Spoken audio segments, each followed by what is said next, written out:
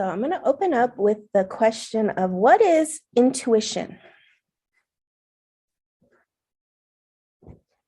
Internal knowing. Mm-hmm. Internal knowing.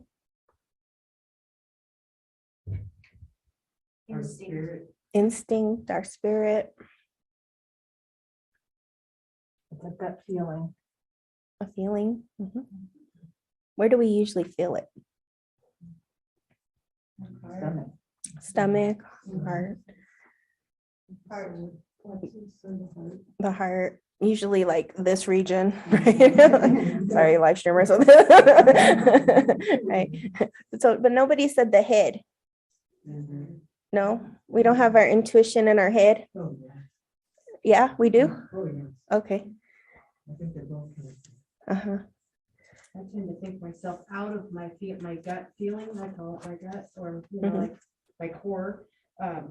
If I let my brain get involved, I can see things with my head or like visual dreams a lot too. But if I let my thinking get involved, it doesn't work out. Yeah, and that's the blockage usually is the messages coming from the stomach or gut area into the heart and then the head. By the time it gets up here, there's something that happens, right? And what's that something that happens? It's like stories. It's that we have a story to it of protection. Well, it's what you said. Yeah, programming. We're gonna maybe not even trust what was here. Oh, that can't be true. Yeah. We try to rationalize it. Yeah. She said the key word, trust, right? So what is intuition? It's truth. Why don't we want to hear the truth? Not the easy path, Mm-hmm. no self-defense, Mm-hmm. Mm-hmm. Mm-hmm. fear. Fear. Yeah. It's a funny thing because when you start telling the truth, nobody likes you. You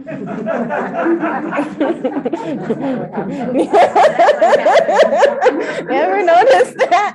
You say the truth and everybody hates you. You're not going to be liked if you start telling the truth. If you start telling all kinds of lies, oh, everybody loves you. You're so beautiful, but you're not. The truth is almost for nobody, including ourselves. We don't like the truth. Even if we hear it within ourselves, we're like, I don't want to hear that. What are you talking about? That's not me. That's her. That's him. That's that other person over there. Not me. Right? We don't want to hear the truth. Go away with that. And that's what blocks us here. That's why we call it the delusional mind. Because intuition will come in and it can be like clear as a bell. And then we'll be like, oh no. You know, especially if it's about somebody you love. You know how when somebody falls in love and they're in that nice love bubble. And then, you know, the parents or the family or somebody's like, ooh, there's something wrong with that person. Or, you know, they're only doing this, and then no, they're not. You know, and then we usually have to learn the hard way. But there will always be those red flags. Our intuition will always speak, but our intuition won't like be loud. Usually our intuition, unless it's a bad situation, like move out of the way, you're going to get killed. You know, but usually when it's some like decision we're making or a choice, our intuition will definitely guide us. But if we are delusional in our minds, we won't hear it. We won't hear it. And that's why a lot of our practices and tradition are all about getting to the clarity and the truth of what it is that really blocks us and stops the sunlight from coming in. Because the intuition is considered to be like sunlight coming in, and it illuminates all the darkness. But if we love the darkness and we want to hold on to it and we don't want to believe it, then we will delude ourselves. We'll go into a delusional state. And that's why we call it purification of the delusional mind, because the delusional mind is actually what stops us. And so today we're going to talk about the aspects of the delusional mind. And then in your own life, you're going to look at it. And now the sunlight will come in. The sunlight of truth. It'll be like, oh. And once the sunlight comes in and you see that truth, it's like you can't not see it. And that's what most people actually are afraid of, is their true sunlight. It's funny because this is the path of self-growth and transformation, but we'd rather sit and watch football. Right. Right now it's a football game happening. I was driving over here and I was like, God, there's probably a lot of people who would want to come, but there's a football game on. And then I was talking to the lady out there and she said, yeah, my husband would have came, but there's a football game. I said, there it is. That's the truth, right? The truth comes in like that, like, oh, there's a football game happening. So people have to really want to develop themselves to, get past that football game. Or whatever, because we could have done a lot of things. The delusional mind would have said, oh no, I would rather do XYZ than go work on the truth. So it's almost like you have to be a courageous person and a brave person. And that's why when I wrote this, it was like getting the sword out that cuts whatever is in the way of the truth, whatever that truth is. Because our mind will talky. It will talk us in and out of things that are no good for us. Really, no good for us. People who are no good for us, situations that are no good for us, decisions that are no good for us. And they keep us stuck and they keep us small and they keep us from going after what it is that we're really here to do. And in our native traditions, we call it trickster spirits. And your biggest trickster is here, right here. And it comes from, like we were talking about, those past programs, the ways that we were brought up, our mannerisms, our experiences and memories. And so one of the biggest things that stands in our way is ignorance. And that's something that we first look at when we're looking at our intuition is, how are we judging a situation?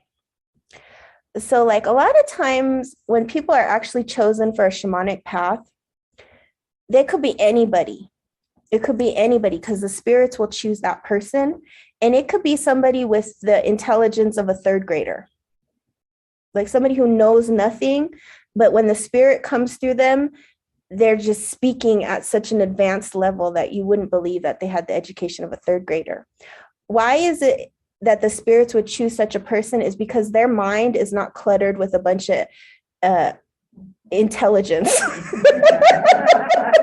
You know what I mean? They didn't go for the PhD. They didn't do this. Their just mind is like a child.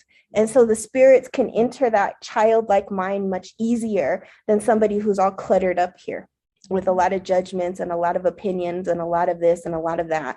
And so a lot of times when you look at spiritual people and you look at their background, a lot of them don't have a high education. They come from the country or whatever, but they have that gift because the spirits chose them. And it's the same thing in our Toltec traditions that we talk about, that they have the aspect of what we call tonatu. And tonatu is like the sun, but it's the sun that chooses you, and we call it wisdom. And that's what overrides ignorance, is wisdom from the sun, which is your consciousness, or what we will call intuition. But in order to develop intuition, you have to overcome ignorance, all the ways that you are ignorant, and all the ways that you judge and you mislabel and label things.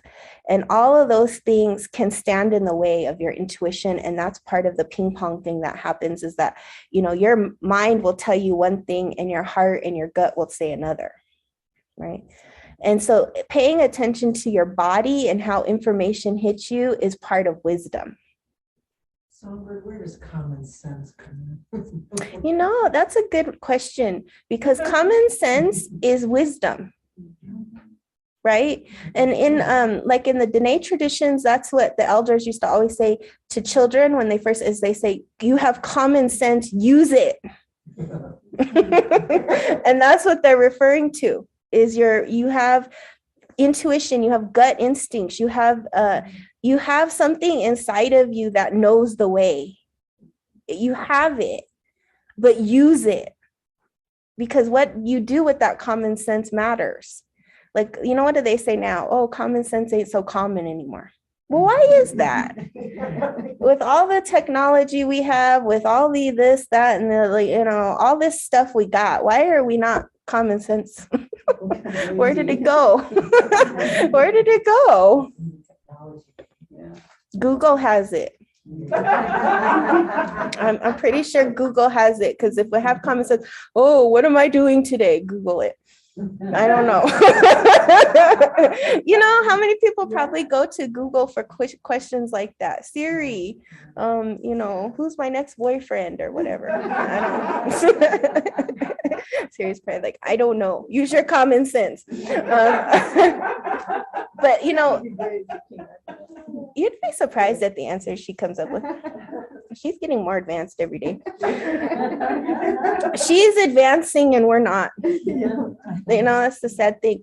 Yeah, it's true. Common sense. Because what is common sense? Is it something that somebody teaches you?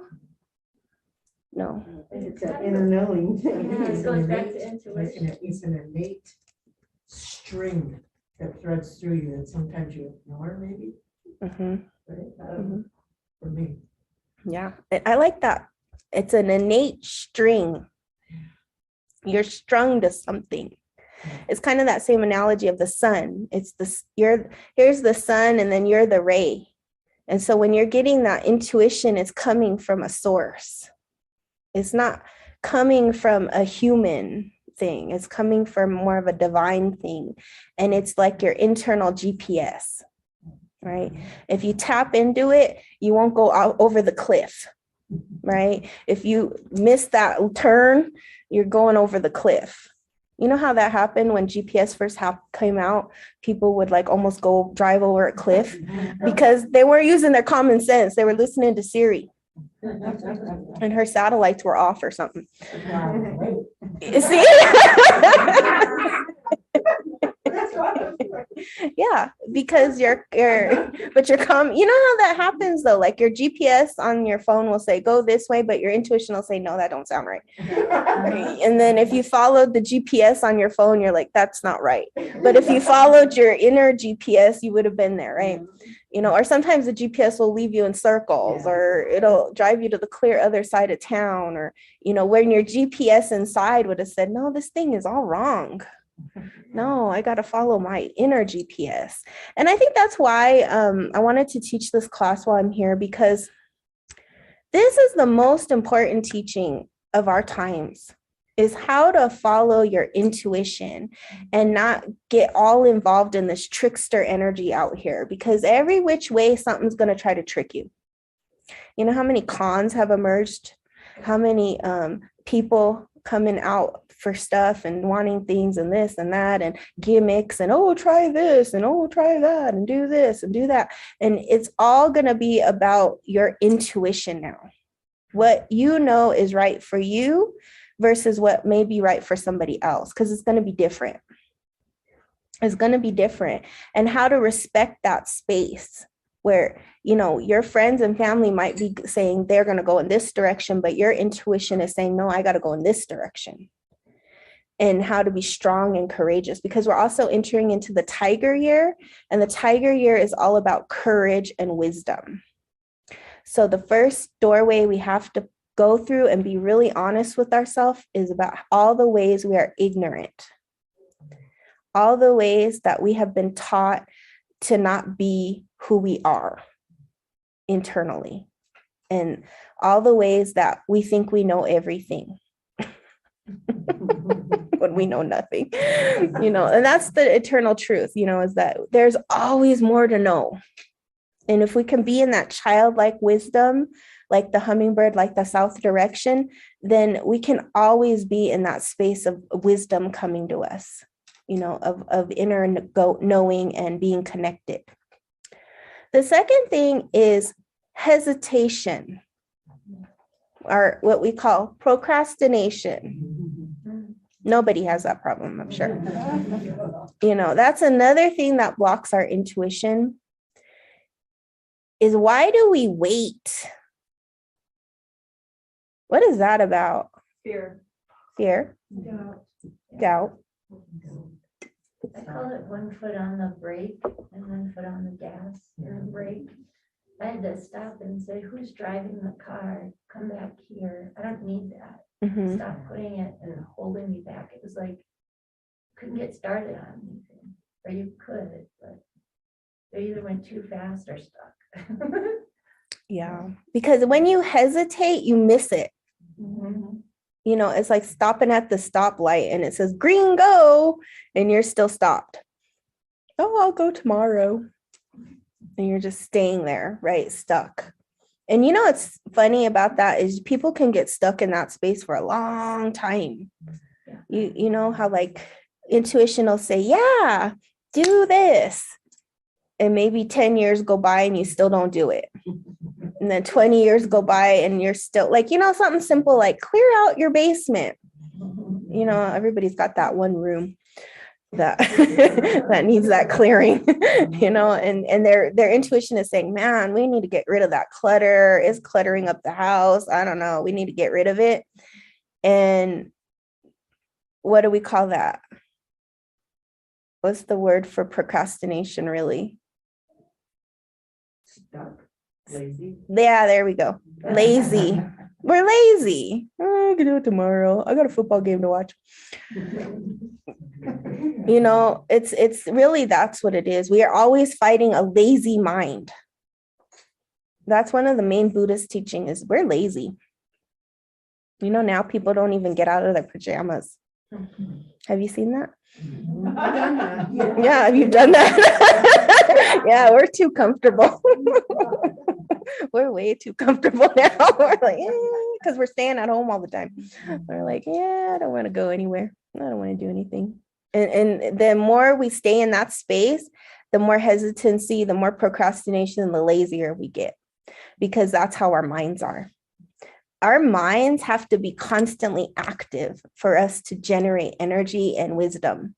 And when we're just stuck and we're lazy and we're hesitating and we're not letting the sunlight in, we can stay a whole lifetime like that.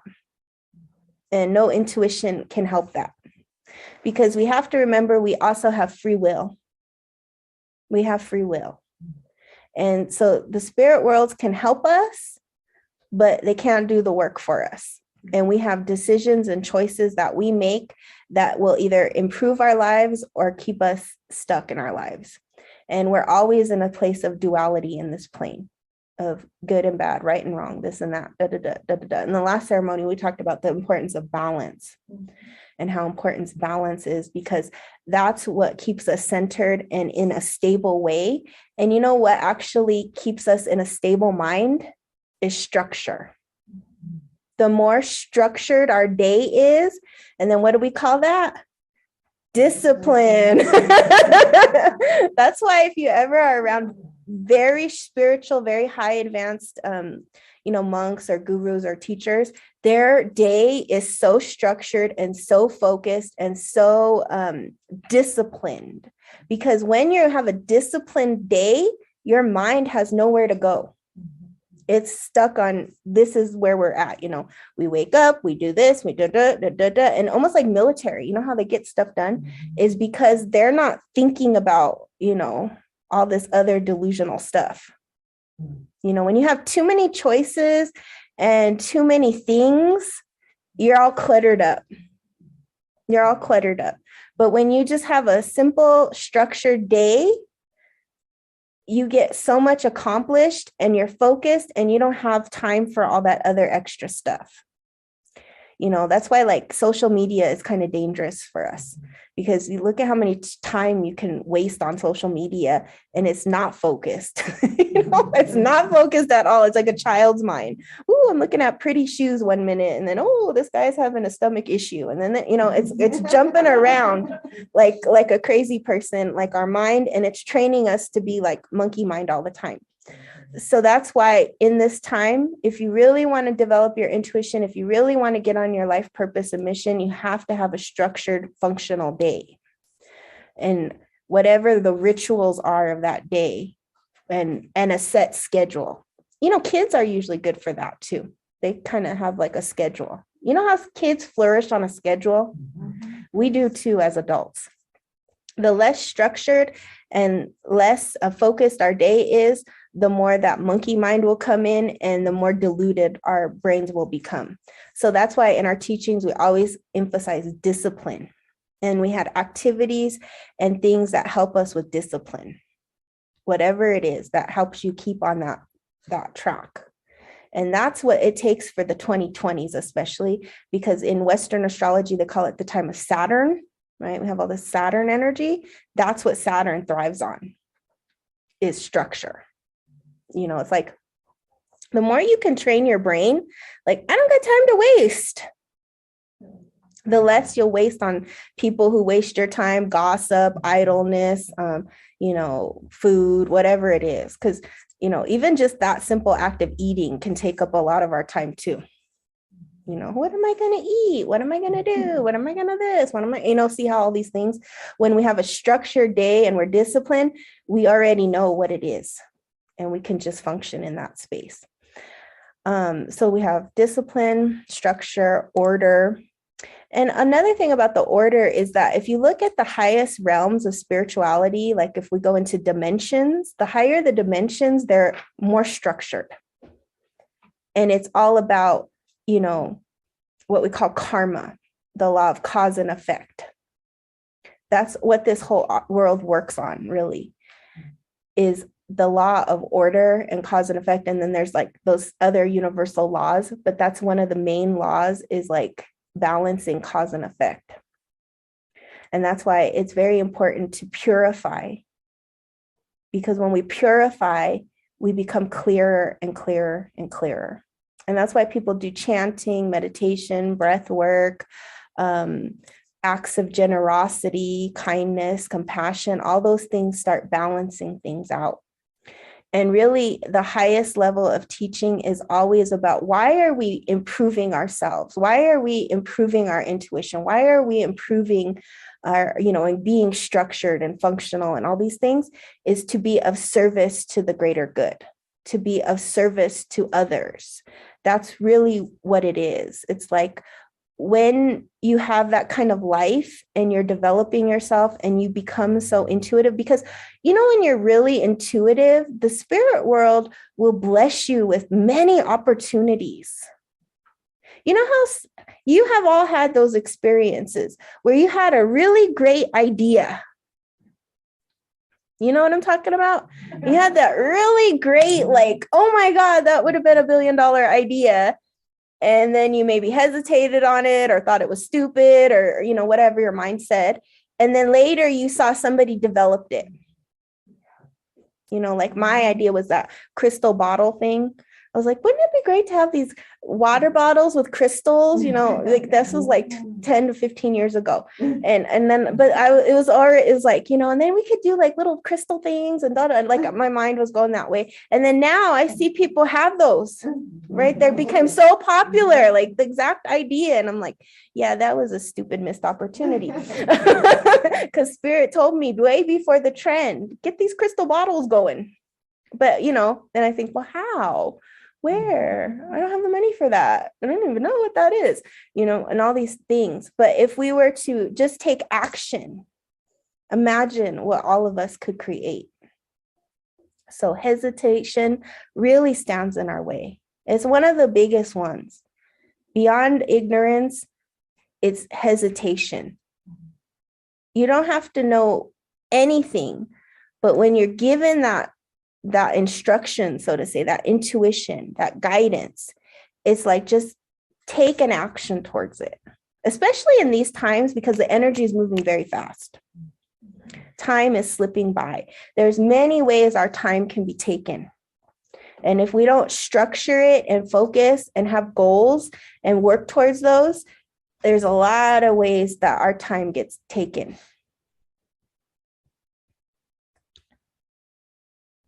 Is there any questions? Okay, so we've got discipline, we've got hesitation, we've got ignorance, we've got procrastination, we've got laziness.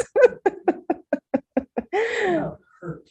Oh yeah, we got hurt. Okay, now that's a good one because that's going into the next one is pain.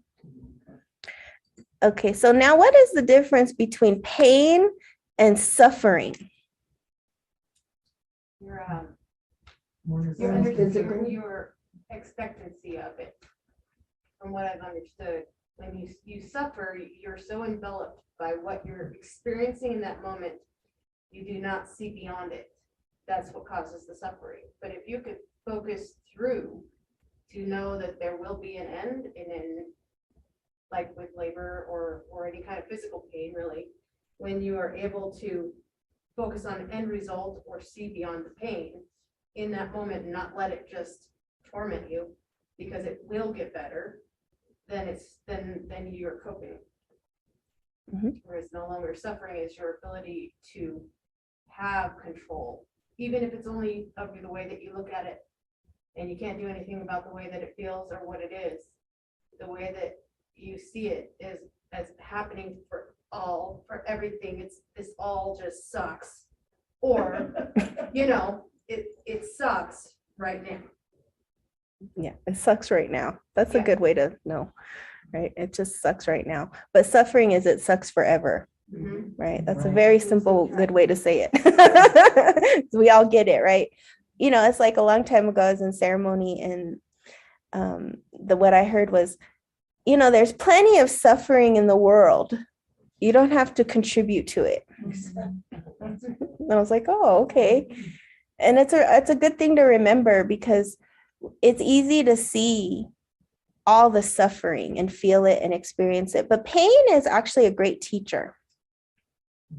That's actually one of the homework assignments I'd like y'all to think about in your life after this class is, how has pain taught you? What has it taught you? Because usually our greatest lessons come from pain. Suffering is the holding on to that pain, which then becomes like trauma. And when we're traumatized and we're in pain and suffering, it's hard to see the suffering of others. It's hard to remember that you're not the only one suffering. Everybody is suffering. I think that's what 2020 was really good at illuminating into our collective society, is how we are all suffering. When you take away all our entertainment, you see it very clearly. Very clearly, all the suffering came up, and all the ways we're not happy or frustrated, or what was contributing to this frustration and this and that and that. And then we can make life changes according to that, or we can get stuck in it. And then what do we become when we're suffering too much? We become victims. And that's another thing that will stop our intuition, is that victim mentality of, then we also, when we have a victim mentality, what do? We don't go inward, we go outward. And we say, oh no, it's you. You're the source of all my pain and suffering, right? And then we never get to go anywhere with that, because it's always outside of us, and we don't have the power then to change it when it's really inside of us. And that's why transformational work is not easy, because you got to look at yourself. No, we don't want to look at ourselves. No, look at somebody else. It's so easy to look at somebody else and all their faults and all their problems and all their suffering. But to look at ourselves is like, oof, because we're going to have to feel some pain. We're going to have to feel some hurt. We're going to have to feel some unresolved grief. And that's the most important thing in our society, is healing grief. There's a lot of grief right now. A lot of people have died. A lot of people have suffered. A lot of people have lost their jobs, their incomes, their businesses, and hope, right? And when we lose hope, it's like an endless pit. And when one person is suffering around us, we're all suffering. And when it's us who's constantly suffering, then, we're just drowning in it. And that's why we need community. That's why we need to come together, because the more we can illuminate the light on it, the more joyful and happy and light and more stable we can be. Because if you really want to develop your intuition, the foundation of it is stability. Because if you're emotionally up and down, it's very hard. It's very hard to be anything. Then you'll always be bouncing around in here. But when you're stable, you will know and see, and it'll be very clear, the direction. So then that goes into the next thing of what is an emotion versus what is a feeling.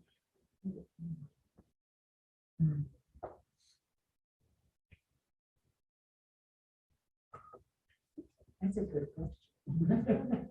Emotions are energy and motion. Mhm. So I'm processing something you were saying about the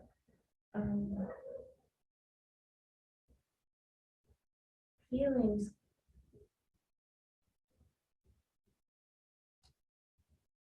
We get stuck in emotions. That energy, emotion.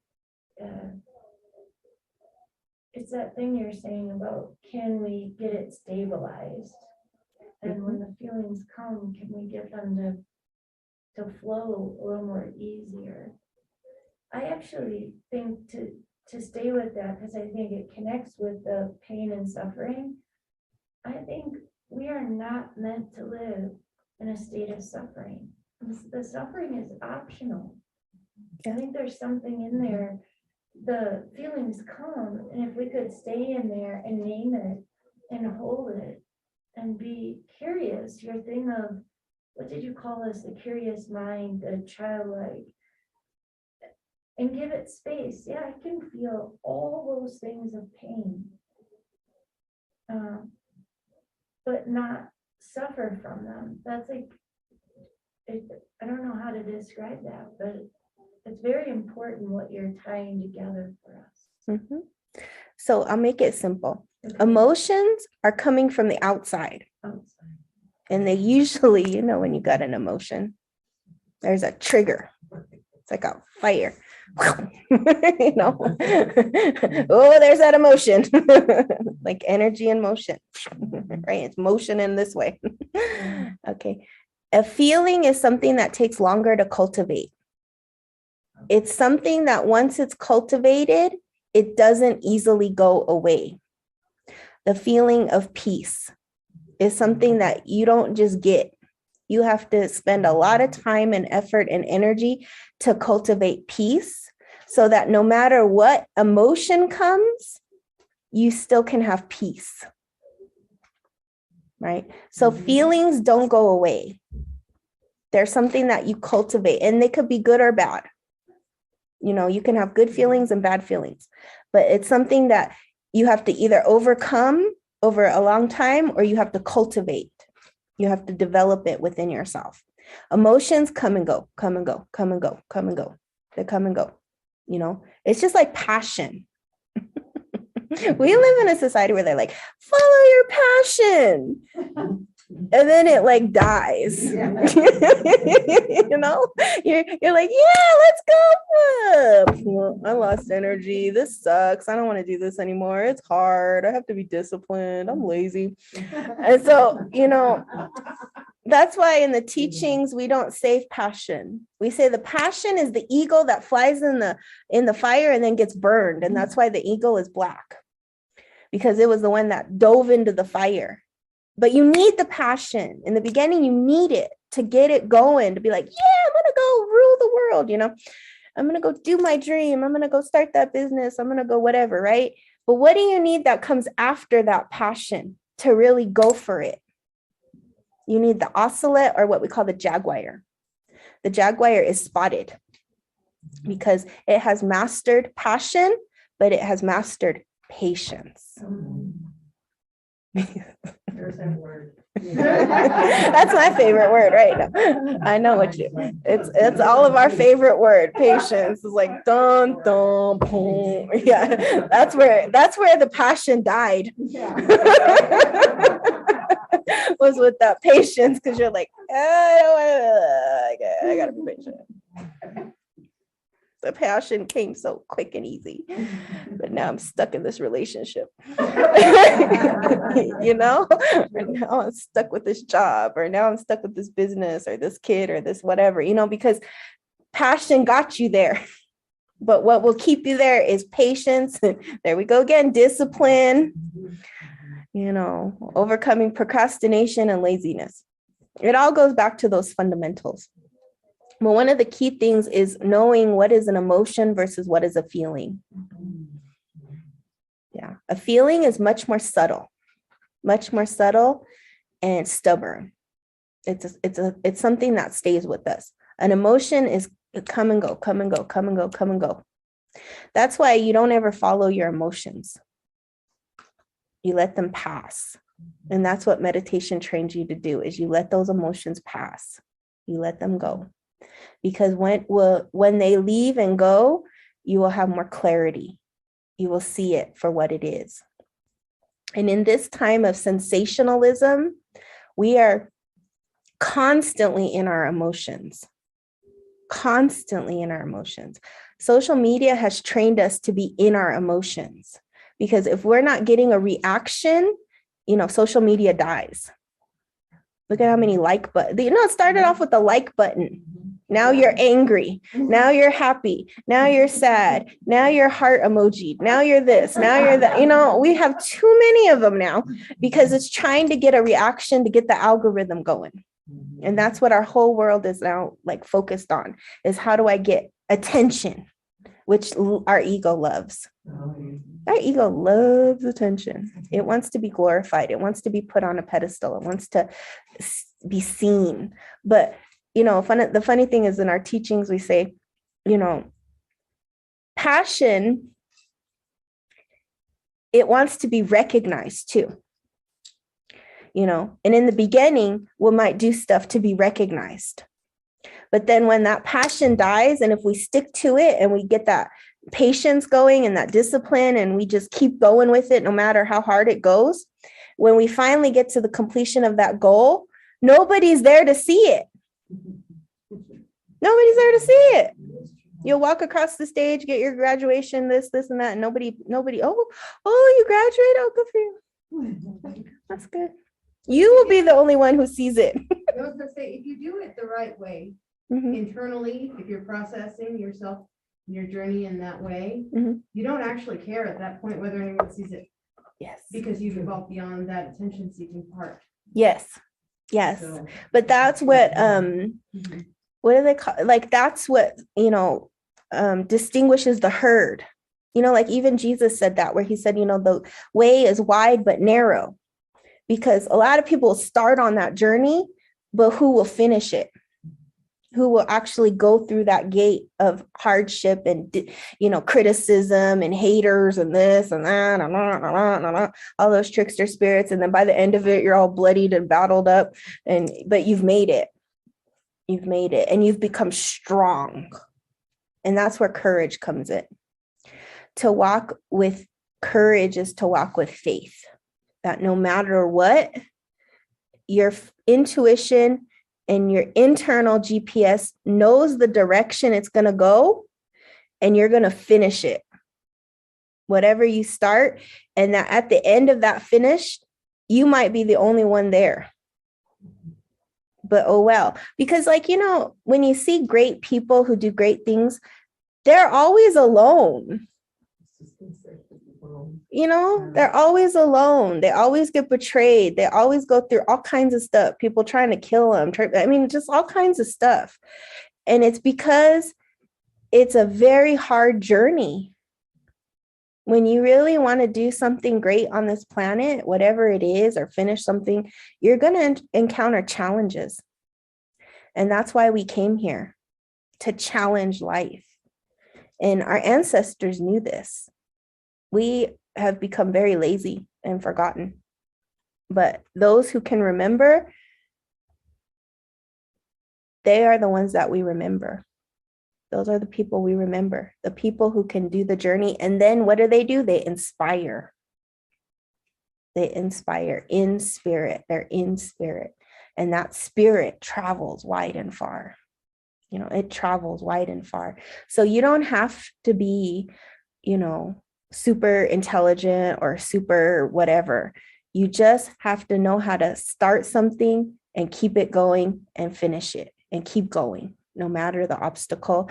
And in the process, a lot of help will come. But the thing is that now we're going to get to the real meat of what this workshop is about. Is really what stops us is our clinging mind. We attach. We don't allow the cycles of nature to take their course. You know, we don't trust nature, but our ancestors did. And all of our teachings are around nature, because what does nature do? She's always changing. She's always cycling. She's always moving. Like right now we're in winter. We're going to be in spring and then summer and then fall. Like she's always changing and transitioning. But this life is like that. When you're born, you're like fresh, right? All the babies, they're fresh. Ooh, they smell so good. You know, have you ever smelled like a fresh baby? It's like, it smells so good, right? And then what happens? I don't know. As we get older, we need more perfume and things. They become teenagers. Yeah, they get all them hormones or something, you know, and then it's like, ooh, take a bath. But, you know, the babies, we start off so fresh, like a gardenia. And then we get, you know, teenagers, and then we get older, and then older and older. And then, you know, we get old. We become an elder. And in ancient times, the space of an elder is like revered. Like we worked hard to get to be old. Like not everybody makes it to be old either. And that was a place of honor, power, prestige, teaching. But in our modern day, what do we do with elders? Throw them away. We get rid of them. We put them in places we don't see them. We don't listen. We think they're old and slow. And then, or people don't want to age. They're Botoxing, coloring hair. I mean, the hair dye alone, you know, plastic surgery, all the ways we don't want to get old. We don't revere being old no more. When in ancient times and in some societies to this day, being an elder meant wisdom. It meant teacher. It meant passing on to the next generation. It meant reverence. And so when we go into that space of elder, it's an honor. And we have to remember that, because it took a lot of time and energy. And that's where, when we think about, when we can just let go and allow ourselves to be whatever age we are, whatever color we are, whatever weight we are, whatever we are, then we can really and truly let the sunlight in. Because then we let go of a lot of suffering. Because think of how much suffering that alone is. The fear of aging, the fear of dying, the fear of what's coming next, the fear of gray hair, you know, the fear of wrinkles. All that stuff clogs up every kind of intuition we can have, because we become obsessed and consumed and attached to that. We also become attached to greed, to things, to possessions, to people, to stimulus, entertainment, football. We get attached to yesterday We get attached to tomorrow. And that's what really we're always trying to purify in our spiritual practices is our attachment and our clinging to what was or what will be or what will never be. So attachment is a huge one that we have to let go of in order to really let our intuition thrive. Because when we are attached, we're not able to receive, because true intuition and true spiritual growth comes from hollow bones. I want you to think of like a bamboo. You know how a bamboo is strong but flexible, but it's hollow. And that's what we call hollow bones. It's hollow so that the Great Spirit could enter and that vessel, that person could receive. But in order to be in that space, we have to clear it out. We have to clear our minds out. We have to clear all the doubts and everything we talked about today so that we could just receive. Because, you know, when you hear the truth, it's not the thing you want to hear. A lot of times your intuition will say, you know, go here. And you're like, oh, I don't want to go there. And then it'll lead you to this, that, the other, you know. So like a lot of times that will happen. You will have many instances now that when you think about it later, you'll be like, yeah, I remember when I was led here, this, and that, and how my intuition worked everything this way. Because life is not a linear process. Have you ever noticed that? And our ancestors said it's like a conch shell. It's a spiral. It's a spiral. It's not linear. There's nothing straight about this life. There's also nothing up and down about this life. It's a constant spiral. And how do you know that? Because you will say things like this. Oh, I thought I was over that. I thought I was done with that. Oh, no, that's that pattern again. You know, we see that very clearly, like in relationships. You know, you'll break up with one person to find another person just like that person. Yeah, that or a job or an emotion or a feeling or something. You will notice the patterns of your life because they will repeat over and over and over and over again, because that's what you came here to master. That's what you came here to master. So always look for those repetitive things in your life, and you will find them like every 3 years, every 5 years, every 7 years, every, 13 years, especially. But you'll find these patterns in your life. Like I have a friend, she always says, every 5 years I move. And yep, sure enough, every 5 years she moves, even if she's like, I'm comfortable, I'm this, I'm that. Oh, fire broke out, got to move. Something will happen where it's a pattern. Because why? Is because that's what you're here for. You're here for that. So there's never, ever going to be a time where you get over it, because it will repeat. It will repeat. It will repeat. But every time it repeats, you have wisdom. Like, oh, there's that guy again. Oh, no, not going that way. Right. Okay. I'm walking the other way now.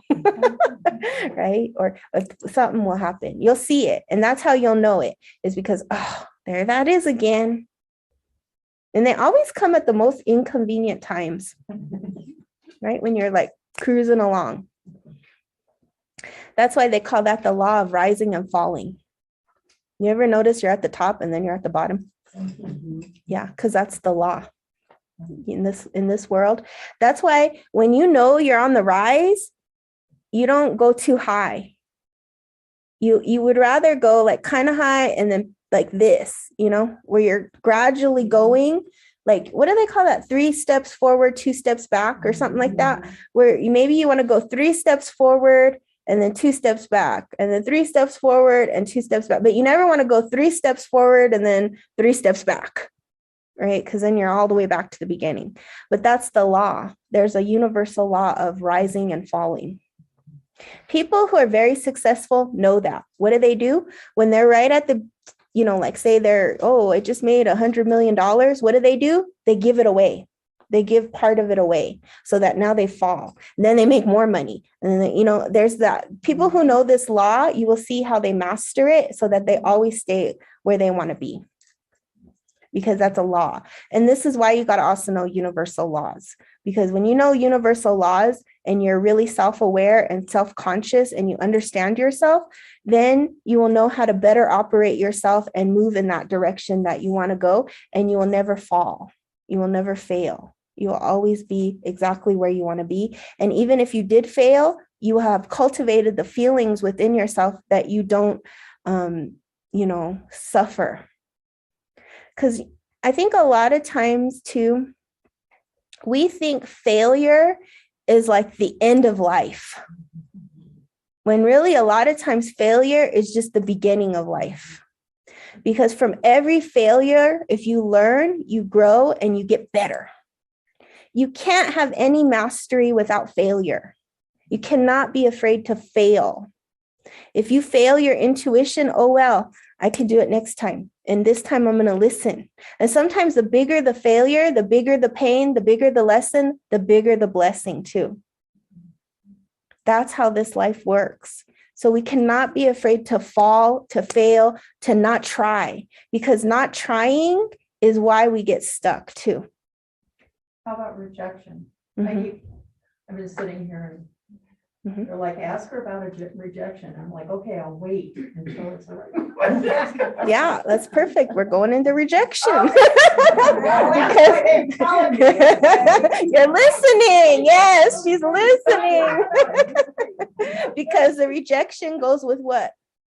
Disappointment, Mhm. expectation. Go ahead.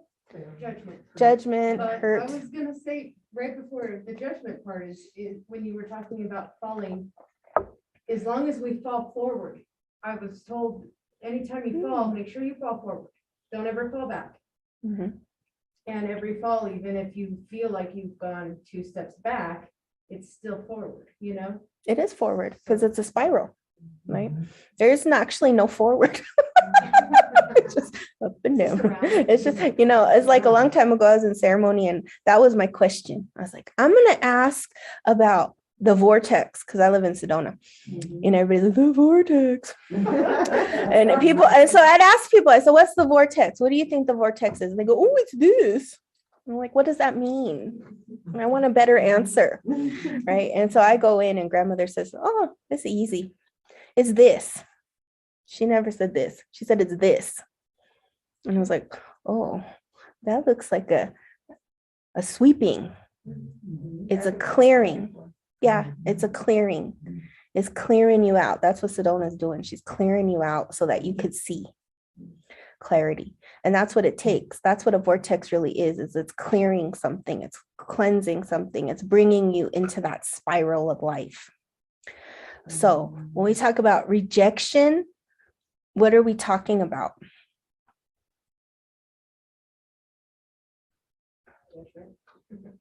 Who's judging? Inevitably is ourselves, yeah. Yeah, we're rejecting ourselves. We allow somebody else's opinion to be more important than our own Mhm, to us. mhm. Yeah. And they usually goes hand in hand with another one, abandonment, because abandonment is a feeling of rejection. And then that also ties into betrayal. But when we honor and respect and understand that nobody is rejecting us, there's wisdom. Because nobody can reject you but you. They can have their opinions, they can have their doubts, but that's all them. That's why I've never liked that teaching that I hear a lot in spiritual stuff is like, it's a reflection of you. No. If somebody is mean and nasty and suffering and, this, that, and the other, how is that your reflection? A lot of times that has nothing to do with you, because all it is it's showing you that person is hurting. And in that moment, the higher teaching is, let me love that person through their hurt. Let me be kind. Let me be compassionate. Let me give them boundaries. Let me respect them. But no, why do I internalize it? It's not my pain. That goes back to the suffering. It's not my suffering to take on. That's theirs. So that's a really interesting teaching though, because it's like how to just let people be. Is abandonment connected to self-worth? Possibly? Yes, absolutely. Everything's attached to self-worth and value. As a child, I didn't feel that, you know, Mhm. now that I'm older, I see. Yeah. I see that. Yeah. Mhm. And you have to heal that and work on that. Nobody in this society is ever taught to be like a bright, shiny light. No. I mean, very few of us are. And then we call them like, arrogant or something. In a child, they just naturally shine. They smell good and they shine. And they're just shining. And what do?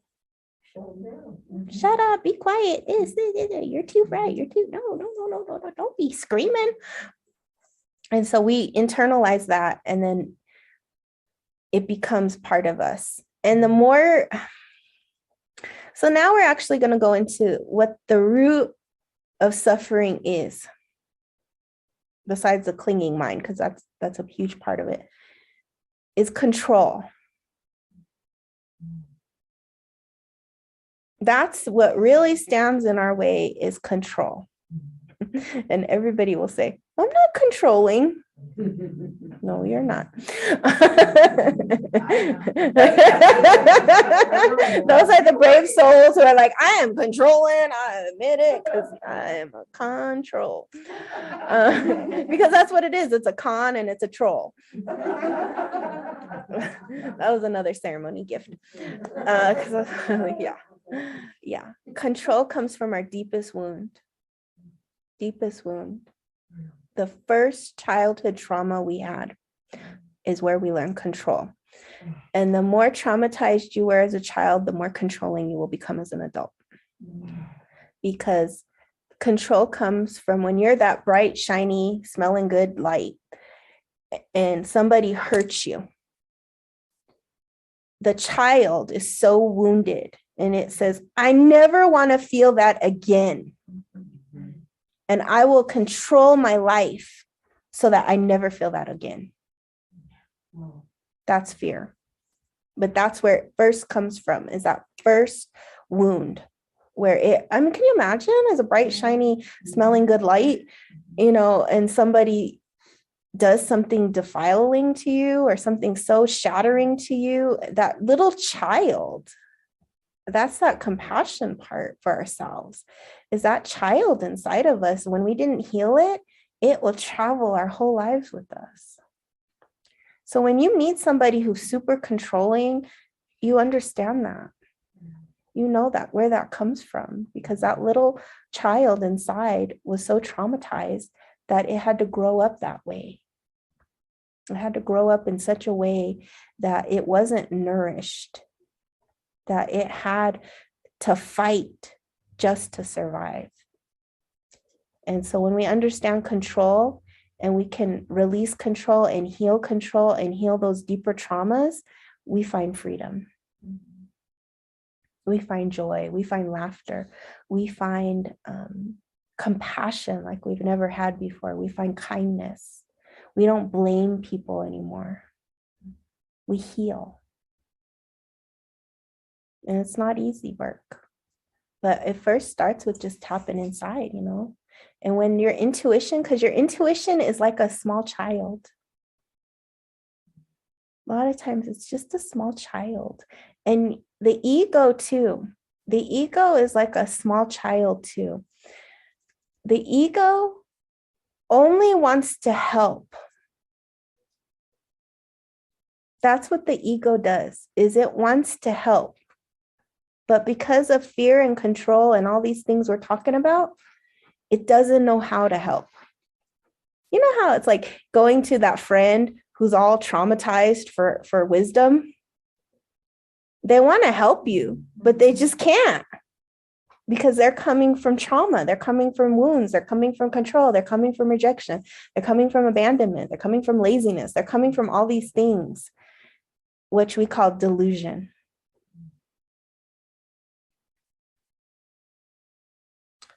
Songbird, I have people, family, well, my ex-husband and my children, like OCD, obsessive compulsive disorder, is all about control. And I can, see it, and I didn't know how to help them through it. Yeah. But I have compassion for it because it's all about control. Everything is fear. Like you can feel it in them. Yeah. And the more they try to control, there's not joy in there. It's really it's also hard to watch people live through that. It is. Ooh, That's a perfectionism, right? yeah. Which is the ultimate form of control. Because there's no mistakes in that. You ever been around somebody who's like that? They won't let you make a mistake. You know. That's why I'm here. Yeah, they just won't let you breathe. Everything has to be perfect, perfect, perfect. You know. Yeah. And then you just know that comes from trauma. Mhm. But I think that's a good point. Because how do you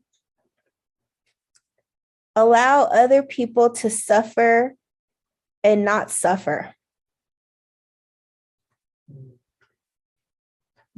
Now I think what I learned from the 30 years is I wanted to relieve their suffering. So I tried all kinds of things, but in the end, I think all they wanted was to tell their story. They wanted to be, and for me to, if I had words now that I didn't have then, it would be, tell me more. Tell me more what it feels like. Tell me. Instead, I would have tried humor, love. I would have done it all out of love, but I think they just want to be able to say, I'm scared, that I'm controlling it because it's really scary in here. And I don't know that they have those words or had it, I don't think we got there. But I think they just wanted me to listen. They just wanted space. That's perfect. Yeah. They just want space. That's why, I'll tell you a story. I was doing a ceremony one time in Sedona for this group, and this woman went through a big purification during the ceremony, and she was throwing up and purging and stuff. And I told her, go sit over there by the trees. But everybody in the group was some kind of healer or something. So everybody rushed to her, and they're trying to do Reiki on her and do the pendulum on her and do this. And I said, no, I said, get away from her. And I told her, I said, you go over there by the tree and you just do what you need to do. And when you're ready, come back.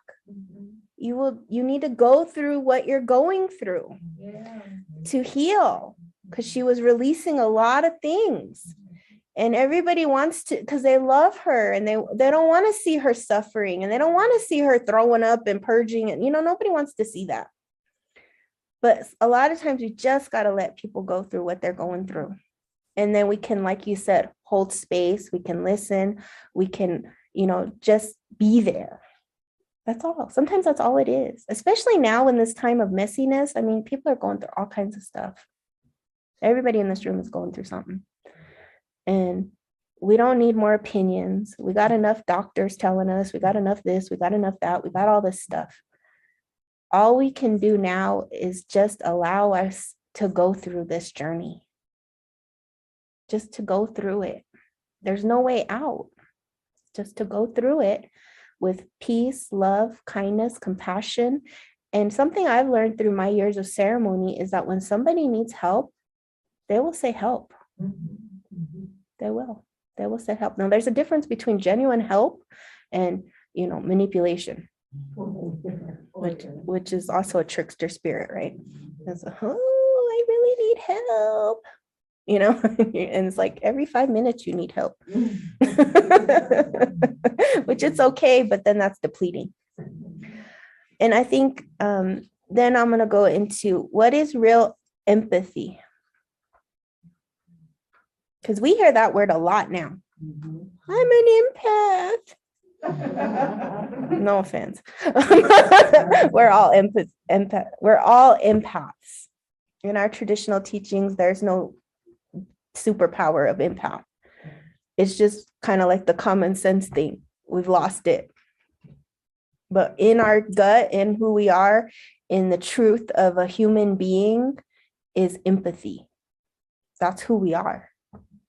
Because we're empathic beings. We feel things, we know things, we see things, we understand things. We're all psychic. That's not considered something special. It's just that we have to develop it. And when we were, in our more primitive state, we had it better than we do now because we didn't have Siri and Google and all these things. We just had this. So empathy and being an empath was really nothing special. It was just what we were. But we also didn't get too sensitive where, like a lot of times I'll hear things about empaths. Oh, it goes with the introvert thing. You know how like people say, oh, I can't do that because I'm an introvert. Well, we all are in some way. Nobody wants to do a lot of stuff like getting in front of a bunch of people and talking. A lot of people don't want to do that. It doesn't matter if you're an introvert, an empath or whatever, but we kind of have to get the courage to do it, right? It's almost like that with everything. We can use those things as crutches and excuses, which then goes back to hesitation. Or we can just muscle through it and do it. Because a lot of times our intuition will say that. It'll say, why don't you go do a TED Talk? A what? No. I'm an introvert. I'm a shy person. I'm an empath. I feel everybody's emotions. And it's like, yes, we all do. We all do. But sometimes in our life, our intuition will guide us in such a way that we have to overcome those fears because that's all it is. Empathy is a normal thing, but if we use it as an excuse to not do something, it's a fear. Just like introversion. Like I recently had a girl, she said, oh, I'm a healer, but I'm an introvert, so I don't help people. And I was like, well, then you're not a healer. Because nobody wants to really, when you start working with the public and people, it's not a fun thing either. You deal with all kinds of people because healers, we deal with all kinds of people. And if I say, oh, I'm an introvert, I'm an empath, sorry, I can't help you, then I can't say I'm a healer. They don't go together. It's like oil and water. So when we talk about empathy and being an empath, a true empath is somebody who's able to feel somebody else's pain and suffering and love them through it. Because a true empath, like if somebody's stabbed, you can feel it. You're in your body. You will feel it. You'll be, oh, that hurts. But you don't get stuck in that. You just go, oh my gosh, I understand your pain and suffering because now I'm feeling it. And, if I can help, I'll help. But a lot of times I just can hold that space. And then really the higher teachings and the more developed you become, you can transform that pain. You can help them transmute it and transform it just by your loving kindness. Have you ever sat in the presence like of a true master, like a monk or like, Thich Nhat Hanh, he just died. And if you just even watch his videos, there's this feeling of like peace. That's what we're calling about transmutation, is that you could be hurting and suffering and so in pain. And then when you see that person, everything melts. That's because that person has worked on themselves. They have worked on that. And then because of that energy, people are naturally drawn. They're naturally drawn to that loving vibration. And that's what we really call an empath, is someone who has the ability to feel other people's suffering and then ultimately transform it, transmute it, help them clear it. And that's what we call healing. And, it takes work for that because we don't want to deal with other people's pain and suffering. We got enough, right? A lot of people are selfish. That's enough.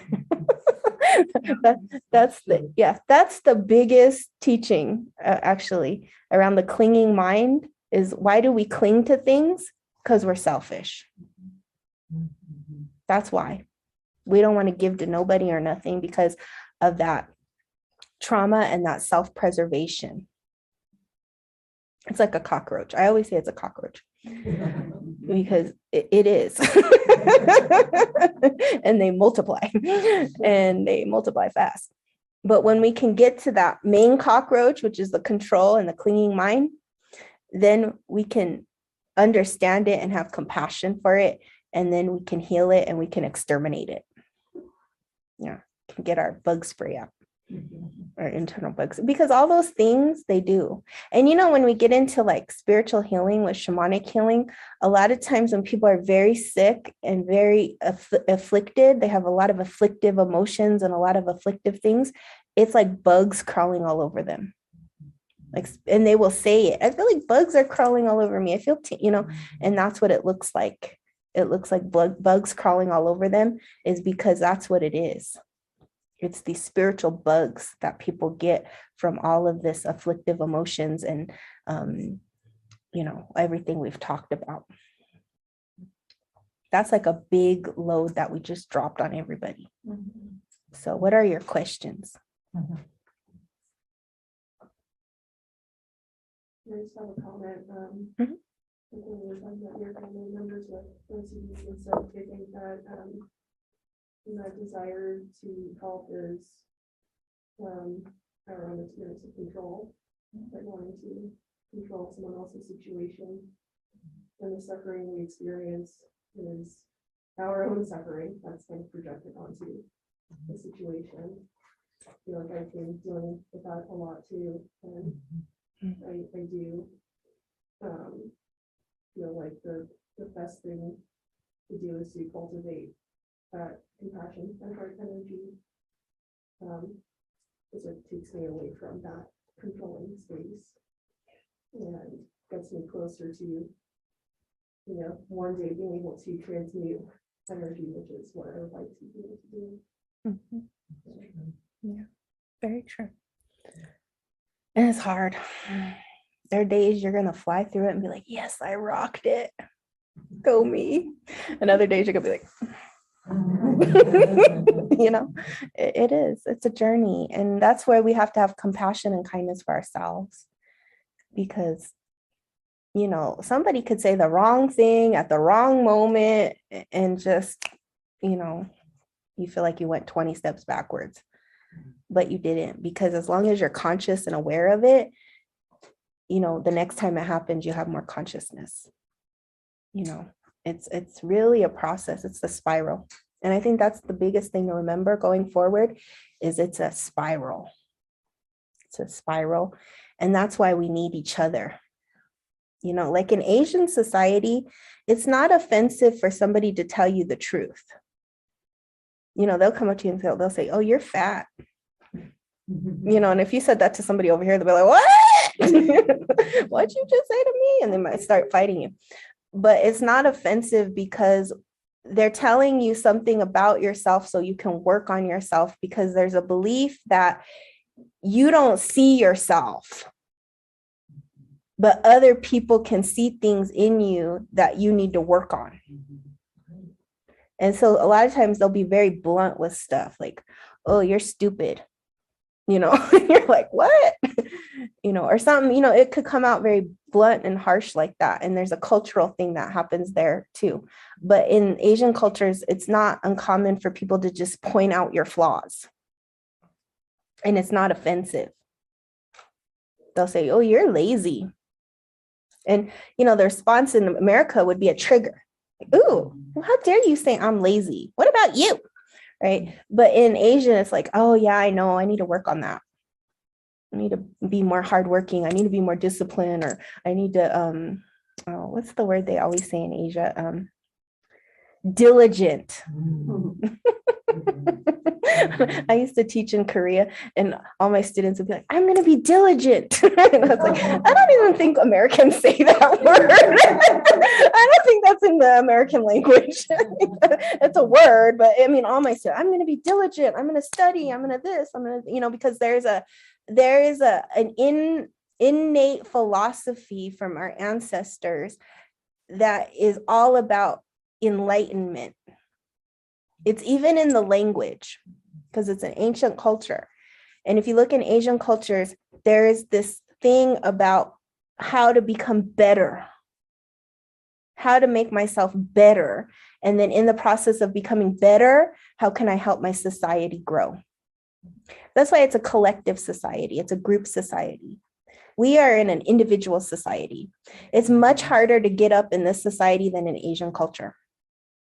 Because if you open a business, how many of your friends will show up? You have really good friends, good. But I've had businesses before. And I know the people who show up are not the ones that I know. They're usually the people I don't know. Because the people I know are usually trying to pull me down. Because of what's that word? Jealousy. Whereas in Asian culture, no. If I opened a business in Korea, everybody would come because everybody wants to come and support you. And they'll go tell 20 of their friends. And it's easy to get up because you have support. Whereas in this society, it's very hard because we honor self-made. When you're but nobody is self-made. You cannot be self-made. You have to have support. You have to have the right, like a flower, you have to have the right, nutrients and the soil and everything has to be just right for you to grow and prosper, right? And it's the same thing about community. It's like if you're in the wrong community and everybody's competing and jealous and want to pull you down and blaming you and pulling all their suffering on you, it's very hard unless you're a weed. You got to become a weed. If you're in the city, become a weed. But if you want to be a beautiful, fragrant gardenia, you got to move to Hawaii or something. You got to have that kind of right conditions.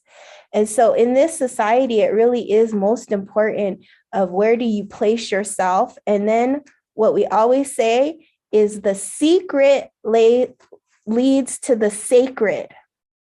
The secret leads to the sacred. That's a tantric teaching. You don't go tell everybody what your sacredness is until you're ready to tell it. Because what will happen is if it's not secret, it doesn't become sacred. Other people will pull that flower out. They will put that, what's that called? Roundup. They will round up your flower. Say, ooh, shh. Oh, was that, you wanted that? Oh, sorry.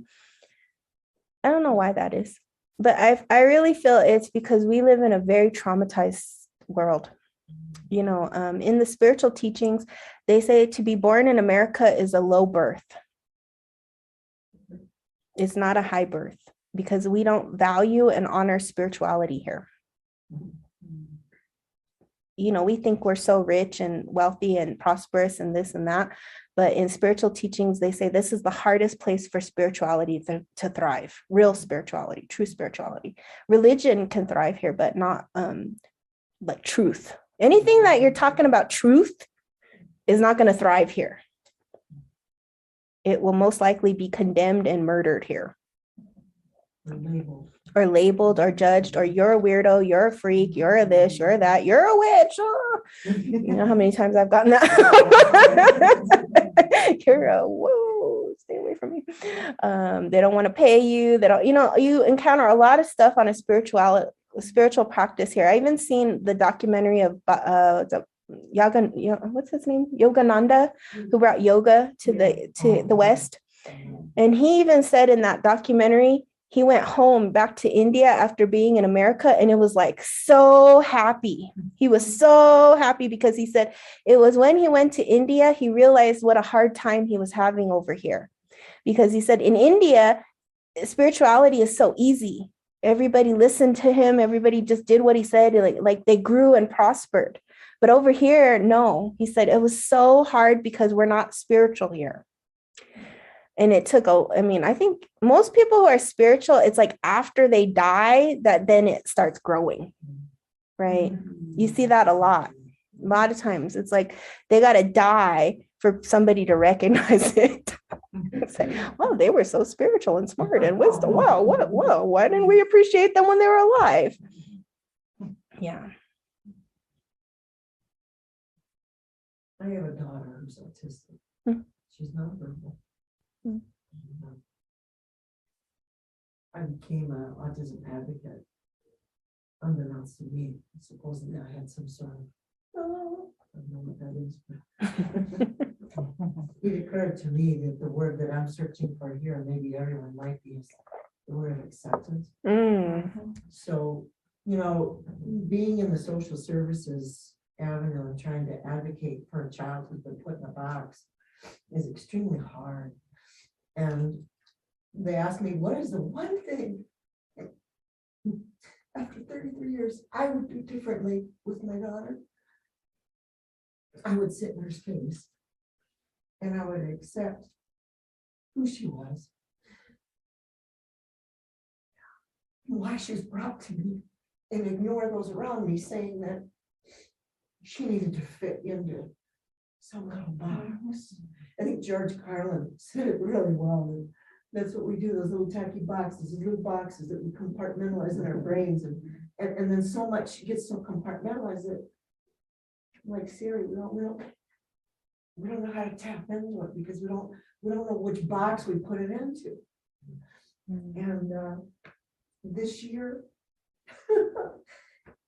my daughter is such an enlightened spirit at 33 that I can finally see her, and I'm sorry it took me so long, but I now know that maybe I can help other parents understand that, like the help thing, maybe she wanted to be in that box. Maybe she wanted to scream and she needed to scream because she had nothing else to tell anyone. She didn't have the verbiage to do it. So let her frickin' scream, let her be. And I saw it on and I don't mean to elaborate, but a mother sent me a video on. And the young kid was going absolutely crazy, but everybody was talking about him in front of him, around him, about his behavior. And I thought, that's what we do. That's what we do. Yeah. Like you said, we don't sit, we don't listen. And I'm trying to call on that right now from your teaching, to sit and to listen. And that goes back to the oscillate of patience, because we don't honor that space of silence. A lot of times we just want to fill it. And sometimes the most important part of everything is just the silence. And like you said, the acceptance, and that maybe there's nothing wrong with us. Maybe there's something wrong with the society we live in. Yeah. What we're taught to believe versus the truth of who we are. And we're all different. We're all different, but we're all the same too. And I think it really is just honoring each other, honoring our pain, honoring our joy, honoring every part of this beautiful life, because it goes like that. And I think that's the beauty of living in the time of this pandemic, is we see how sacred life is. The things we took for granted before, we don't take for granted anymore. We don't take our elders for granted. We don't take our freedoms for granted. We don't take, just the simple things we had, like all the stuff we used to be able to buy that suddenly disappeared from the shelves, right? Like just the other day, I was like, man, I used to be able to buy my candles. They're no longer here. Something simple like that. And that's what we're grieving, is we're grieving our old life. We're grieving, a lot of people have died. We're grieving their presence. We're grieving the unknown. We're heading into an unknown. We don't know. We don't know. And we have to honor that unknowing. We call it the great mystery. But we have to trust that we can see through the darkness. We can see through the darkness, but we have to go back to that word that we said earlier. We have to trust the darkness. And by trusting the darkness, we trust our own light too. Because in all ancient traditions, our ancestors knew that this life was a duality, light and dark, dark and light. There was no good, there was no bad. And in fact, in the Toltec traditions in Nahuatl, there's no word for bad. There's no translation for that word because they didn't think anything was bad. They had words for like challenge or, triumph or overcoming things, but they didn't have a word for bad. And I think that's a powerful teaching in and of itself, because nothing is bad. Having a child with autism, a lot of people will think that's bad or hard or this or that, or, you're going to be bombarded with so much. And, there's challenges because this world wants her to fit in this way. Right. But those are the thing about children who are born with like what we call disabilities or whatever, is that they are the highest teachers. They come because they're so evolved that they came to teach us about kindness, compassion, patience, all these generosity. They come to teach these higher truths. And as a parent, that's a real gift, because then you're going to learn all that. They've already learned it. They don't need to learn it. They're really here to teach us and all the people around them. Because, when you have somebody who's like in a wheelchair or something, you have to slow down. When you're with your elders, you have to slow down. You have to listen. You have to talk louder because maybe they don't hear as well. You have to help more. And that gets you out of selfishness. That's the real goal of this life, is how can we give versus how can we just take? And we have to have a balance of give and take. But have you ever been around somebody who's always taking? Does that feel good? No. And at the same time, if you're always giving, does that feel good? No. You have to have the balance of giving and taking, giving and taking. And in the ancient times, they always said you have to give more than you take, especially from nature. You don't take Mother Earth for granted, because now we see what the results of that is. Catastrophes, imbalances of weather, especially with fire and water. Those are the two elements we're going to see really play out in this next few years, is fire and water. And we're going to see a lot of people who are going to become what we call refugees. And that's where we have to be really in tune with our intuition to know where to be, when to be, and how to be, because that's what will get us through these times. And it's not scary. It's not scary, but we have to listen. Because if we don't listen and we let all these things that we talked about today get in our way, we will miss a lot of things, a lot of good things. Like if you were all watching a football game, we wouldn't have had your presence here. We would have missed you. They've been like, oh, dang it, they should have been here. But it's encouraging to see, that even through all the challenges and everything that we're going up against, that we take this couple hours here to go deeper within ourselves and to, tear apart some of those layers, because the biggest layer that we're up against is numbness. We are numb. That's why we don't feel anything. That's why we're not empathic anymore. That's why we don't understand other people's suffering. That's why we're so selfish, is because we're just numb. And there are so many things in our society that, make us numb. Just think about how many people right now are, suffering with drug addictions, alcohol addictions, sex addictions, all these addictions, all the ways that we numb ourselves, video games, Netflix, binge watching. I think Netflix does that on purpose. They're like, let's binge this show for 50 hours. Which is fun for sometimes, but not every day. But there are ways that we numb ourselves. Food, so many things that can numb us.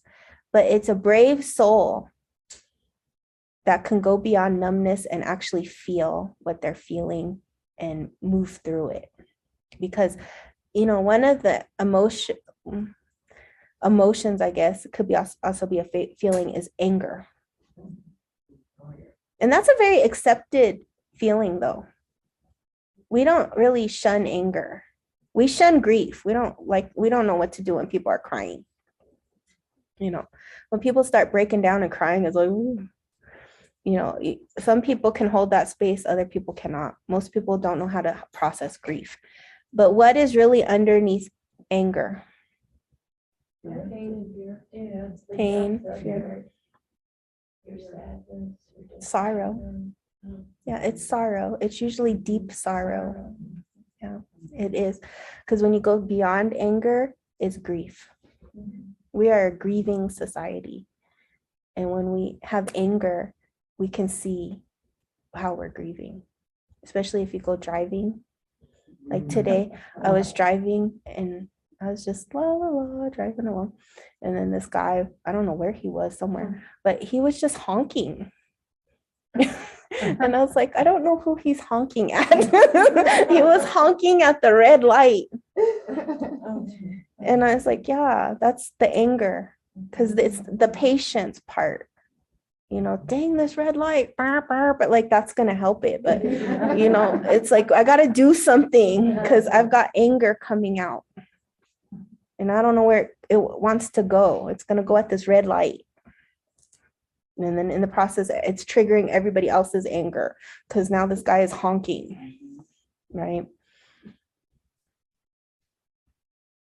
So when you go home and you think about all the things we talked about, look in your life and see how these things are blocking you and how now, especially because we're starting a new year, 2022 is just beginning. In the Gregorian calendar, we have it January 1st, right? But in the lunar calendar, it's going to be February 1st with the new moon. And then in the Toltec calendar, it's March 12th. So if you don't get it by February 1st, you'll get it by March 12th, right? That's when spring will come. So that's why I always say, I don't really feel the new year until really the Chinese or lunar new year. And then I really feel it in March with the equinox and everything where spring is waking up, because that's when nature has her new year. And this is a time in between to do your life review, to look at yourself and to see what it is that you want to improve upon and, make better in your life, and to remove the delusions so that now you can see clear and let the sunlight come in. Let that sunlight come in and bring clarity and direction and wisdom and guidance and focus into your life, which translates to discipline, structure, and the spiral. All the things we don't like. See, they're like bad taste. It's like telling people, oh, eat broccoli, it's good for you. Oh, can I put some cheese on it? Or can I put something else on it? I don't like broccoli. But that's what it is. Because when you start saying, to be disciplined and structured and focused and this and that, people feel like it's a burden or a chore. But I remember I had a monk tell me a long time ago that structure is freedom. I never thought of it that way, because I think when we think of a monastic life, we think of jail. We think of like, ooh, you can't do this, you can't do that, you can't, there's a lot of can't do's. But because there's all these like rules and structures, there's a freedom to just explore your inner world, and a freedom where you can just know what your day is, and a freedom to cleanse your mind. And I was like, wow, I never thought of it that way. That the freest people could be the most structured and focused. And when you look at very successful people in whatever field it is or whatever they're doing, look at their day. Look at what they do every day. Look at what they eat. Look at how they, what they watch, what they consume. Look at who their friends are. Look at who their acquaintances are. And you'll see what I'm talking about here, because they won't have a lot of friends either. They'll have like a small group that's focused just like them and structured, because the higher you go into your own enlightenment and your own self-realization, the smaller the circle is, but the greater the impact is. The greater the impact is. Because when you're that focused and you're that structured and you're that disciplined and you have the light turned on, you have a big impact. And a lot of people are afraid of that because we're afraid of responsibility. Because we're taught to believe that responsibility is a burden, when in fact, responsibility in our ancient teachings is the ability to respond. That's all it is. It has nothing to do with a burden. And the more sunlight that you're able to bring in, or what we can call spirit or intuition, the more responsibility you will have to. Yeah. Because think of the sun. Can you imagine if the sun was lazy like us? It's like, it's 6 o'clock. I'm gonna go back to bed. Can you imagine? You'd be like, I'm waiting on the sun. Hello, sun, I'm cold. Damn, it's already 10 o'clock. You would be like suffering. But the sun, like clockwork, every day rises and sets, rises and sets, rises and sets, rises and sets. And the sun probably gets tired. I can imagine. The moon too, she probably gets tired, but the moon has phases though. But the sun always rises and sets, rises and sets, rises and sets, rises and sets. And she shines on everybody. All over the world. We all need sunlight. If we didn't have sunlight, we'd die. Mm-hmm. So can you imagine that kind of responsibility? But it's not a chore. It's a gift to rise and set, and shine light and let things grow and nurture them and have the plants grow and the people grow and everything. And that's the ancient teaching of Tanatu about the sun, that the sun has a great responsibility, and those who work with that energy, I guess they could call it, like, I think I've heard it somewhere in the kind of the new spirituality of like the solar being, or like even people are sun gazing and stuff like that, is because they're trying to bring in that energy that our ancestors had of people who are chosen by the sun to carry great responsibility for the society. Those are people who are chosen, and they have to be like the sun, rising and falling, right? Like every day. Those are your stable people. That's what a stable person is. It's like the sun. They never tire, and they keep focused on what they're doing, and they hold a great responsibility. And, not everybody will be able to do that. Yes.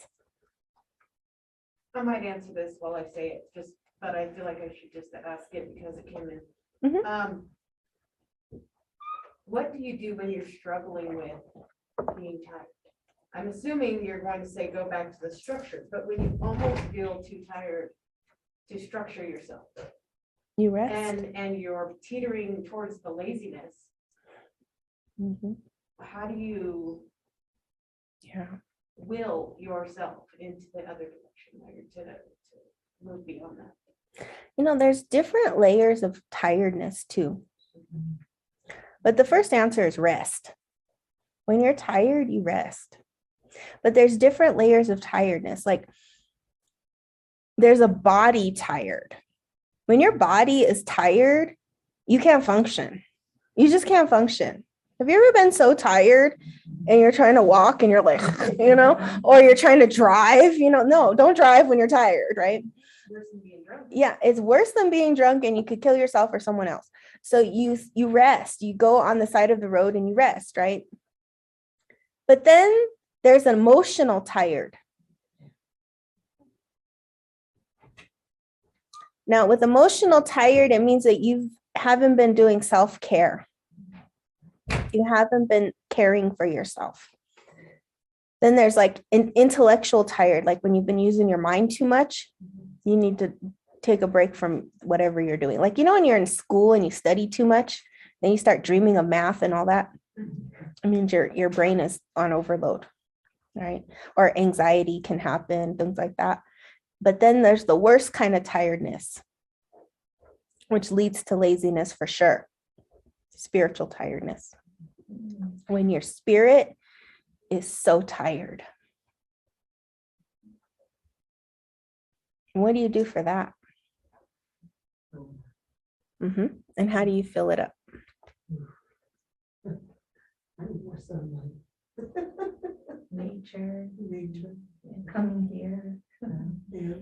Yeah, you need support, you need community, you need those self-care rituals, and you need a break sometimes. Sometimes a break, that's not laziness. Sometimes you have pushed your body and your mind and your spirit so hard for so long that you just can't go forward anymore. That's when you go to like the hot springs or you take a vacation, but a real vacation, not a vacation where you get tired. But, something that you read a book, you do whatever it is. Like even some people just numb out on TV or something, but you do something where it takes you out of that tiredness, but just don't get stuck in that. Like you say, oh, I'm tired, I'm going to rest for 20 years. No, because then that would be laziness. But there is a difference between being tired and lazy. Yeah. Because even the most structured and most, when people are tired, they rest. This is part of life. That's the yin and the yang. You have action and you have rest. And it's the same thing with the sun. The sun is just not shining 24 hours a day. The sun takes a break. Then the moon comes up, right? And that's when we have to go into the deeper teachings of the sun and the night. Because there were deeper teachings about what do we do when the sun is up versus what do we do when the moon is up. They're different. They're different activities. One is, doing like, physical doing like work or whatever, right? And then in the nighttime, what are we doing? We're resting. We're dreaming. We're repairing our bodies. We're resting. We're not doing so much, but it's still a doing. There's still an activity and inactivity. So honor that. I think the biggest thing to walk away with today, to open your intuition, is to honor where you are. And then be open to the improvements and the opportunities and what we call now manifestations that are coming in. But to really honor where you are and to accept it and know that if you're down, you can easily be up. And if you're up, you can easily be down, but don't attach to up and down. Find the stability within yourself so that that's when you cultivate that feeling of peace, because that's what peace truly is the ability to go up and down without, going crazy, without going into one extreme or the other. Because no matter what's happening around you, it's like the eye of the hurricane is the most stable place in that hurricane, because everything else is swirling around it, but that eye, that's where you want to be. That's where we want to work towards, is that, especially in this time, because everything's blowing, go this way, go that way, go. And if you're going this way and you're never going to find stability there. So you have to find it within yourself. And that's the teaching of what we call the midnight sun, or the time we're living in now, which is the end of the fifth sun and entering into the sixth sun, which is the midnight sun. So we went from, 2,500 years of activity and everything being outside of us and all the answers are outside of us, to now going into a midnight sun where everything is within us. And we call it a more yin or feminine sun. because it's inside of us. The difference between feminine and masculine is that feminine is within, masculine is outside. That's all it is. And so we could say feminine is receiving, masculine is doing. So now we're more in a receiving to then act versus acting to, in the time before this, you really didn't have to receive a whole lot. You could just do. You could just, what do I call it? Hustle. You could do, you could just hustle and you make things happen and everything. And now we see the hustle is not enough. You got to receive to hustle. Still hustle, but you got to receive it to then do it. And then that's where the clarity will come. And these are the people that our ancestors said will thrive during this time. It's the people who will go within themselves while everybody is all busy working.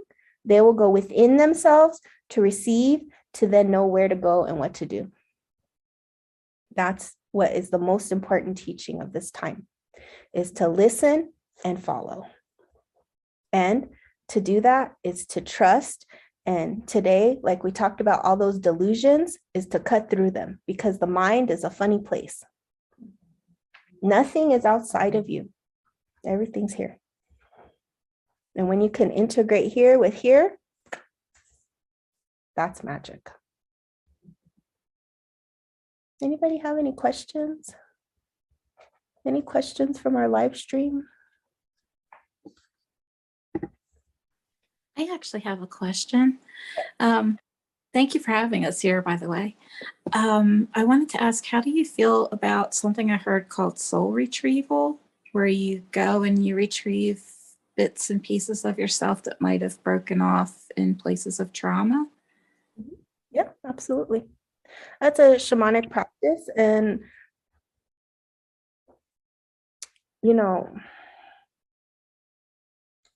it's kind of like what we're doing today, because the ultimate soul retrieval is when we can reclaim our power.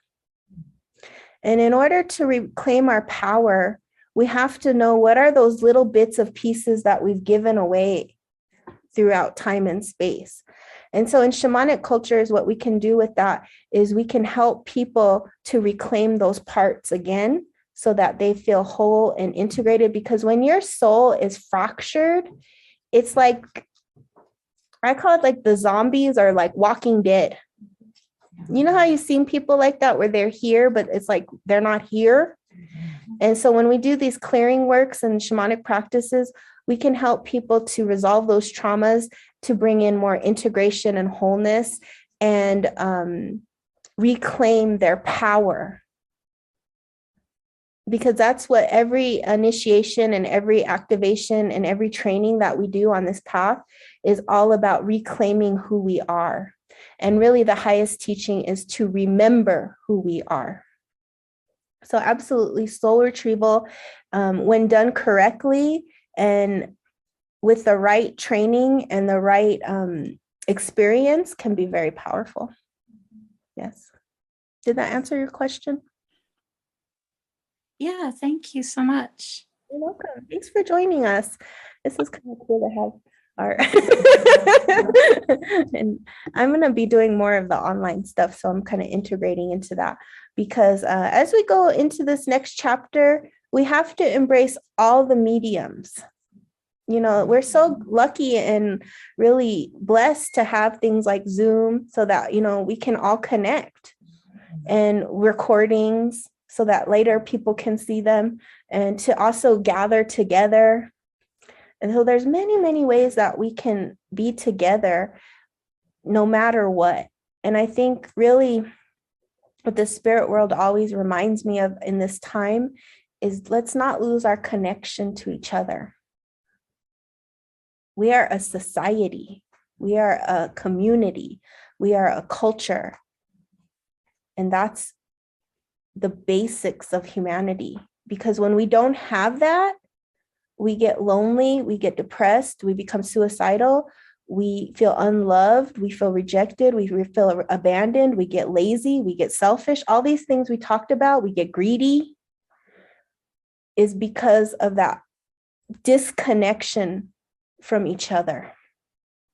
We all water each other. We're all different medicines. We all have what each other needs. And if we cut each other off, we're cutting off like our left arm or our right arm. You know, we're cutting off a foundation of who we are. And that's very easy to do because of the delusions. So as we go forward into this next chapter, however we connect, let's just continue to connect and find groups that are supporting and that will nurture your waters, so that as we go through suffering, as we go through pain, we have support, because that's what's really going to help grow your water. That's what's going to help fill you up. That's where you won't get tired. You know, and I know we all know that feeling, like when you have a really good friend or a family member or something, and then you're having a hard time and you can laugh and connect and have fun, how you feel immediately better. That's the best medicine. That's why I like to laugh a lot, because laughter is medicine. It brings us out of suffering and back into joy. That's why people who are usually the funniest have suffered the most. Yeah, like if you look at any comedian, and they'll tell you, I learned to laugh because of my childhood. I learned to laugh because it was so hard. Yeah. Anybody else have a question or comment? I was wondering if there are any particular practices we can do to cultivate more trust. Mhm.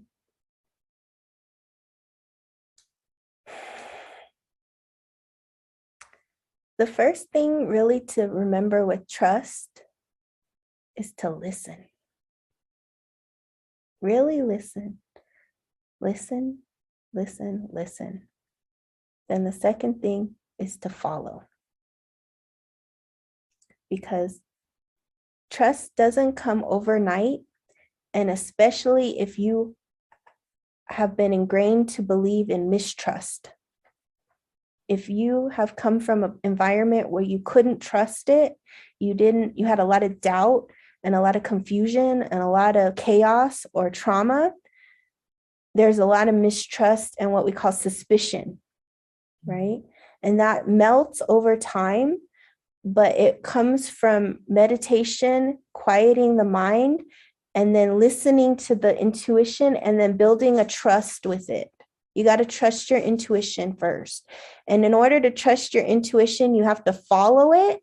And then every time you follow it and it's right, you gain more trust. That's like my work. I never wanted to do this. No way. You know, I think my dad thought I was a witch for like 5 years. He didn't talk to me, but it takes a lot to put yourself out there and say, yeah, my spirits are telling me this, and nobody's like, what spirits? What are you talking about? But it took, 25 years of being right to trust it more and more and more and more and more and more like that. To now where it's like, if they tell me something, I'm going to listen, because I've not listened enough times to know what happens, to now listen when it happens, because I have cultivated that relationship. But no, in the beginning, you have a lot of mistrust, you have a lot of suspicion, you're going to doubt it. You're just going to doubt it until you just listen and follow enough times that when you know it's right and you recognize it, that then you just keep trusting. You no longer doubt it. It's not even an option to doubt it. But it takes time. So I want you to think of it like you're building a relationship with your inner child who knows all, sees all, and you just start trusting her or him. You just start trusting. And as you do that, and the steps start following, and they'll always be right. That's the thing, is your intuition is never wrong. Never. Never, never, never, never, never, never, never wrong. Your mind is all delusional. It could be wrong because it has a lot of judgments and opinions, but your intuition comes from that clear space of stability, and it knows. It knows. So you just start baby steps. Baby steps. But all I can say is just keep going. Keep going. Yeah, I had this was interesting. I had a teacher one time talk about when something comes up and you have a feeling or a thought that you never had before, that's probably more of your intuition talking to you versus the same thought over and over and over again. Mhm. So when something's like totally out of the blue, something different, it's like, ooh, maybe that's what I have to listen to. Absolutely. It's the thing that is totally out of the blue and the thing you don't want to do and the thing you're going to probably kick and scream to do. And it's going to take you out of laziness. It's going to take you out of selfishness, take you out of all those things we talked about because it's the intuition and it's the truth. That's all you got to remember is intuition is truth. And your mind doesn't want to hear that. Just like all the people around you. They don't want to hear the truth. So don't force it down their throat either. You know how it is like when I turn that light on, everybody's going, oh, that's intuition. Ah, that's what it is. So now when you meditate and you get those things, you'll know what it is. It's that's listen to that. Listen to that. I don't want to hear that. No. Yeah. It'll come in the dreams. It'll come out of the blue. I'll tell you a story. When I first started this work, I had a wellness center and I was doing a meditation class, right? And there was 2 ladies there. And the first lady, she's like, oh my God, I had the best meditation. I was swimming with this. I was doing this. Archangel was there. Oh my God, he was sexy. And, she was just going on and on about this big meditation she had. And the girl next to her was like, well, I didn't have all that, but I just heard that I need to, do this project. It was like something very simple. And I was like, I trust that more than whatever you just said, because all of that is like fantasy or made up or, like it's not a concrete thing. Whereas this woman had a very direct, concrete one thing. That's intuition. That's spirit. That's where you want to trust, not the craziness, and nothing that, see, the way the intuition moves is it's not going to move you into an emotion. That's going to be a big part of delusional thinking. It's not going to be a heavy emotion. It's not even going to be an elated emotion. It's just going to be truth. Now, how you react to that truth is you. But it's just going to be truth. And it can be harsh, but it's truth. So it could be something like, when you're with a loser, no offense, but you're dating a loser.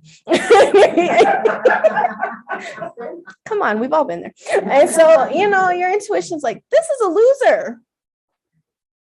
That's the truth. Now, what you do with that truth is up to you. But that's the truth. It's like that. Yeah, that's the truth. I can share something that I listened to my intuition a couple years ago, 2019. I had something like a pain in my tooth, I guess, and I didn't think it was my tooth, but I kept putting it aside. Oh, I'm fine. And I would even make a doctor's appointment, and then I canceled it a couple times. And I don't know what it was. We talk about intuition, but I finally I said, oh, I gotta get this. I'm gonna go in. And here my carotid artery had torn and it had started clotting. And I guess, I'm here today because I listened to my intuition. Mm-hmm. When I think of that, I think, my God, my life changed in like 6 hours that day. I'm never forget that day. My entire life changed. And I could be gone, or I could have had a stroke or something. And I don't know what it was, but it was that something wasn't right. It wasn't like a big emotion. It was just something wasn't right. And it kept, like I said, I would cancel the appointment. Now I'm going to make that appointment. I'm going to go in. Boy, did I do. I'm glad I did. Yeah. So, See, the hesitation could have got you. Yeah, exactly. Mhm. Absolutely. Thank you for sharing that. Mhm. I think you remind us that if we don't listen the first time, it's okay if we have to hear it the second or the third. But that we should listen. But you helped us. Yeah. Yeah. And that's another good point too about the intuition is that it'll keep going, not like the repetitive thing, because, that's usually what we call obsession, especially like in relationships, people get all obsessed. But when it's like something that's like nagging you and kind of subtle, not an emotion, like you said, but it's subtle. And it's like, look at your ear, look at your ear, look at him. It's like, pay attention to that, because if it keeps coming, there's a reason. It's important. It's important. Mhm.